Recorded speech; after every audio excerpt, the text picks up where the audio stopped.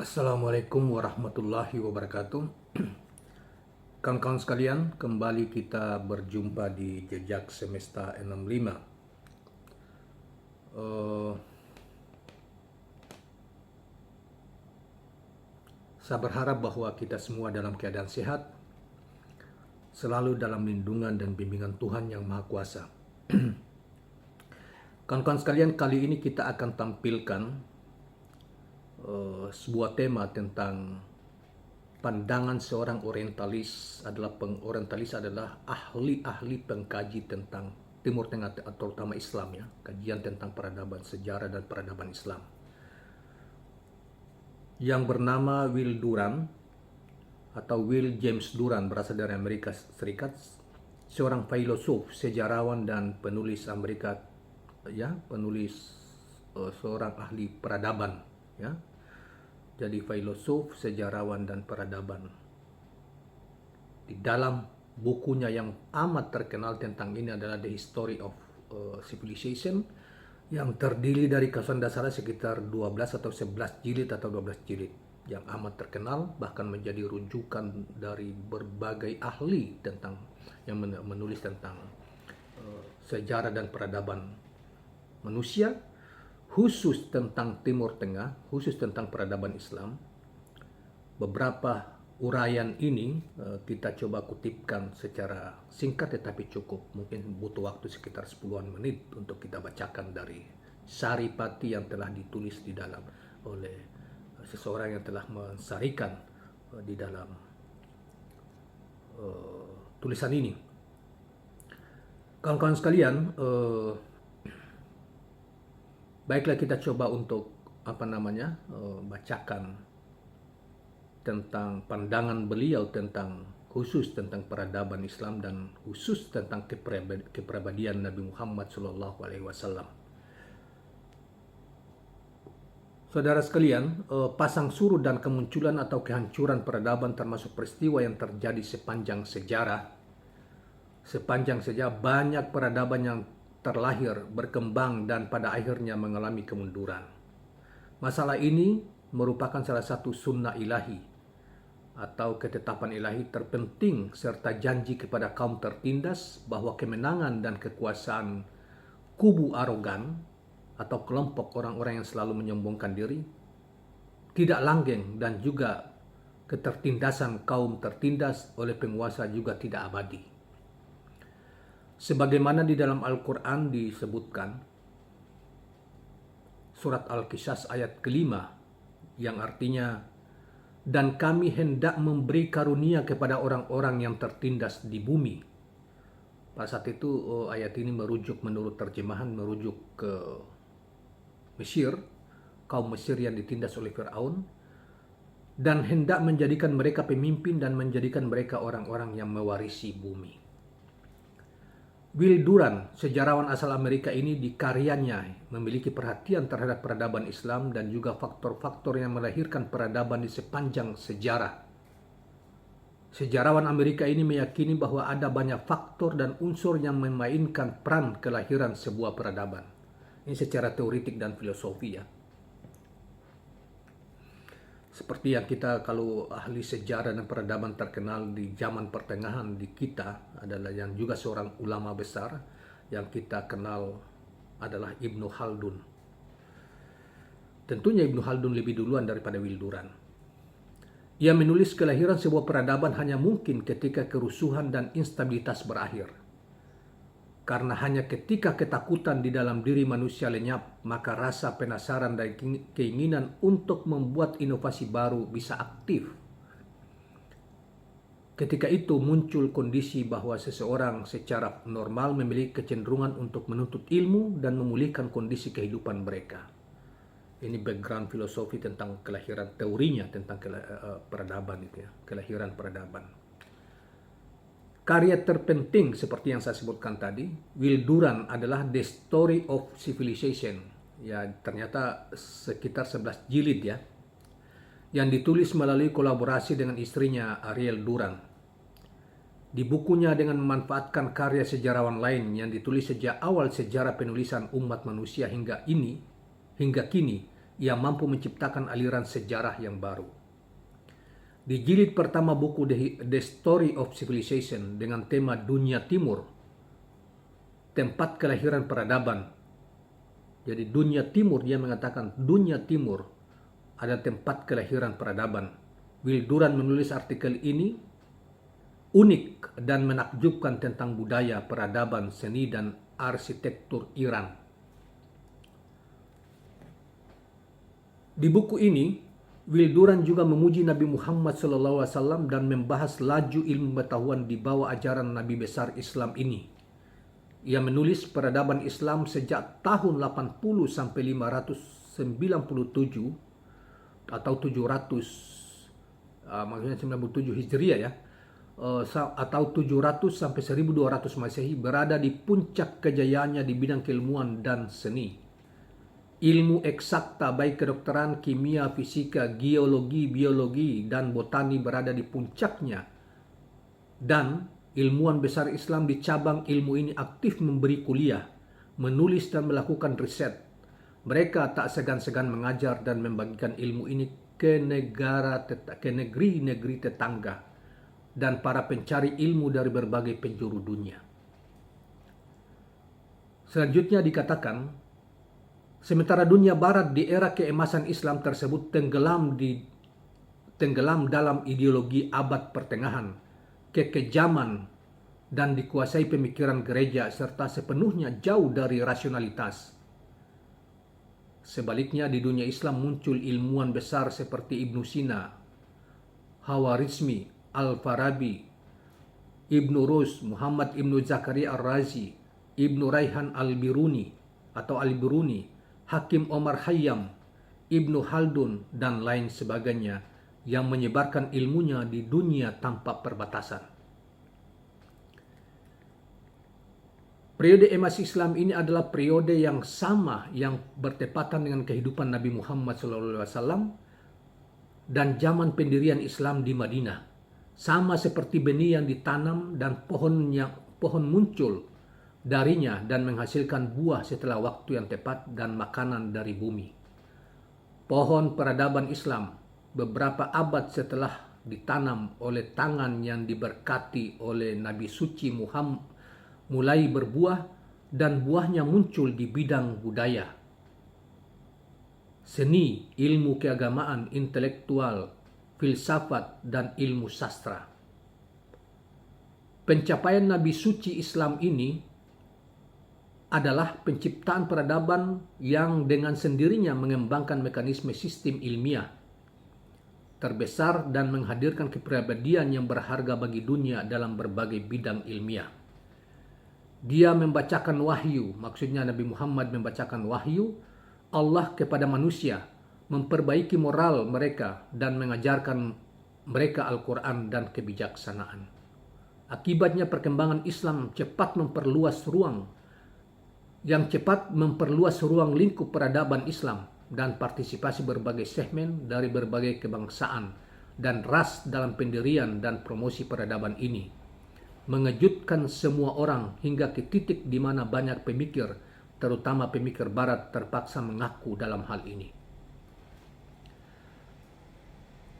Memperkenalkan karakter hebat Nabi Muhammad SAW, Will Durant menulis, Muhammad SAW berasal dari keluarga bangsawan yang mewarisi kekayaan kecil dari ayahnya. Muhammad berarti sangat terpuji. Ada hubungan spiritual antara kata ini dan betapa frasa Alkitab, dan diantaranya adalah kabar gembira tentang kedatangan Muhammad yang disebutkan oleh Alkitab. Ayahnya bernama Abdullah, mewarisi 5 ekor unta dan sejumlah ekor domba, sebuah rumah dan pelayan untuknya. Ibunya meninggal ketika dia berusia, ibunya Nabi Muhammad bernama Siti Aminah, meninggal ketika Nabi berusia baru 6 tahun. Dan pada awalnya kakeknya yang berusia 70 tahun pada saat itu merawatnya, kakeknya Abu Talib. Setelah kakeknya, Muhammad kemudian dirawat pamannya Abu Talib. Saat itu Muhammad mendapat kasih sayang besar tapi sepertinya tidak ada yang berpikir bahwa ia belajar membaca dan menulis.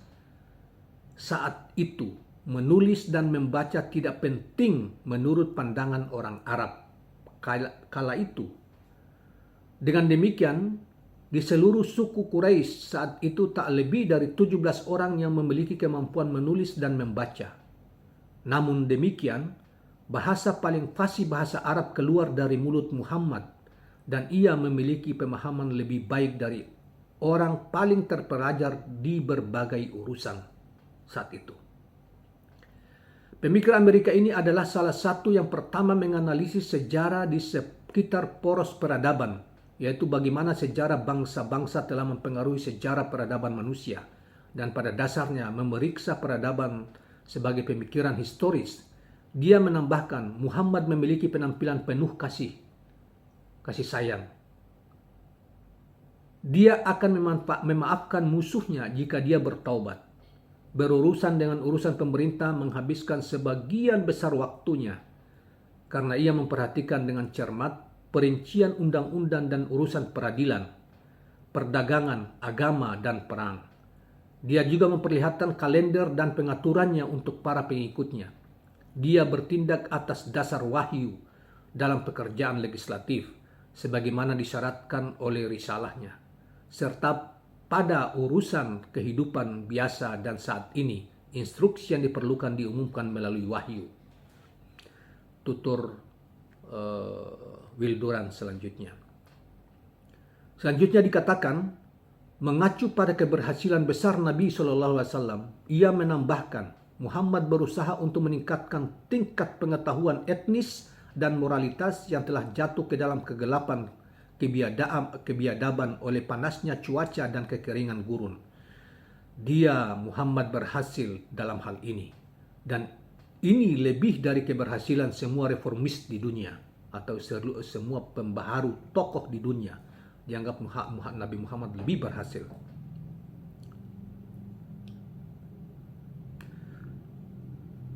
Muhammad menciptakan suatu bangsa lebih tinggi dari pengikut Yudaisme atau Yahudi, Kristus atau Nabi Isa, dan agama kuno Arab Saudi dari suku-suku kafir yang tersebar di padang pasir. Dia menciptakan agama yang sederhana dan agama yang terang dan kuat, sehingga dalam waktu kurang dari 1 abad sebuah kerajaan besar dan luas terbentuk. Agamanya adalah kekuatan penting di zaman kita yang memiliki pengaruh lebih dari pengaruh setengah dunia dan jumlah pengikutnya. Karena itu, jika kita mengukur kebesaran pengaruh orang-orang hebat pada manusia, kita harus mengatakan bahwa Muhammad SAW adalah salah satu dari orang-orang hebat terbesar dalam sejarah peradaban umat manusia. Saudara sekalian, Will Durant selanjutnya mengatakan, apa yang menciptakan dasar, tentunya Will Durant yang kita maksudnya Profesor Doktor ya. Profesor Doktor Will Durant adalah apa yang menciptakan dasar bagi perkembangan ini adalah ajaran-ajaran transenden dari Al-Quran yang merupakan mujizat abadi Nabi suci Islam. Dalam Al-Quran, hukum dan moralitas adalah satu. Dalam Al-Quran, perilaku keagamaan termasuk perilaku duniawi, dan semua isinya telah diungkapkan kepada Nabi Muhammad oleh Tuhan.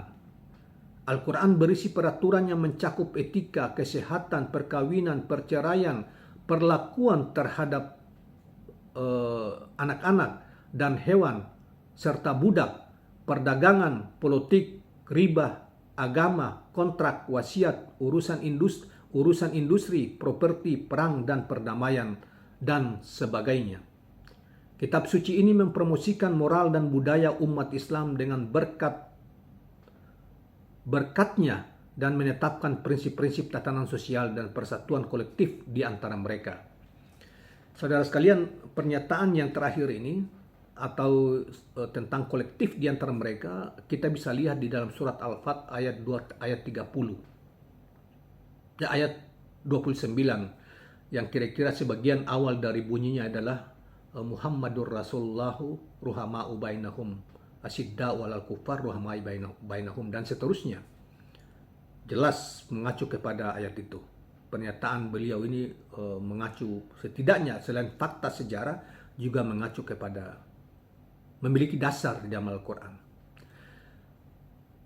Selain itu, ia mendorong mereka untuk mengikuti peraturan kesehatan. Dia membebaskan pikiran mereka dari banyak ilusi dan tahyul dan dari penindasan dan kekerasan. Dia memberi orang-orang martabat dan harga diri dan menciptakan kesederhanaan dan kesalehan di dalam komunitas muslim yang belum pernah ada di masyarakat berkulit putih.